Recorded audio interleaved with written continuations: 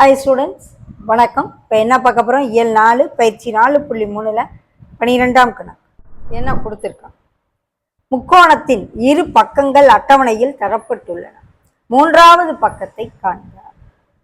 பக்கம் 1 7 சென்டிமீட்டர், பக்கம் 2 4 சென்டிமீட்டர். மூன்றாவது பக்க அளவு வேணும் 3 அளவு எழுத சொல்லும். இப்போ முதல் கணக்கு எடுத்துக்கிறோம். முதல் கணக்கு 7 சென்டிமீட்டர்,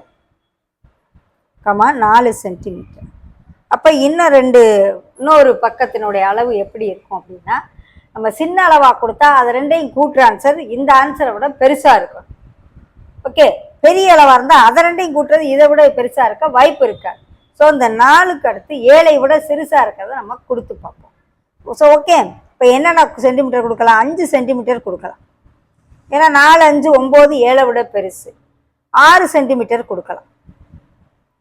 6 4 10 7ஐ விட பெருசு. 7 சென்டிமீட்டர் கொடுக்கலாம். ஓகே, அப்போ 7 4 11 7ஐ விட பெருசா. இந்த ரெண்டு பக்கங்களின் கூடுதல் இந்த மூன்றாவது பக்கத்தின் அளவை விட பெருசா இருக்கணும் அப்படின்னு சொல்றோம்.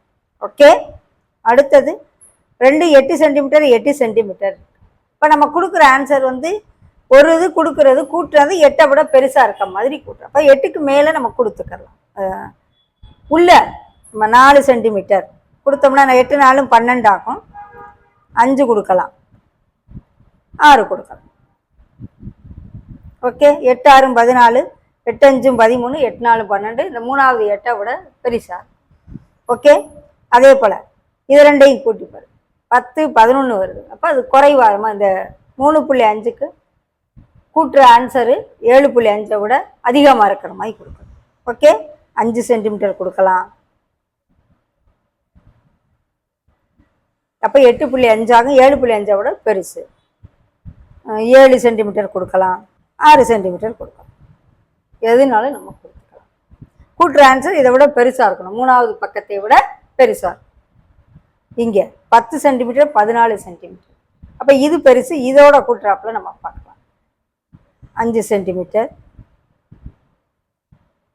7 சென்டிமீட்டர், 8 சென்டிமீட்டர்.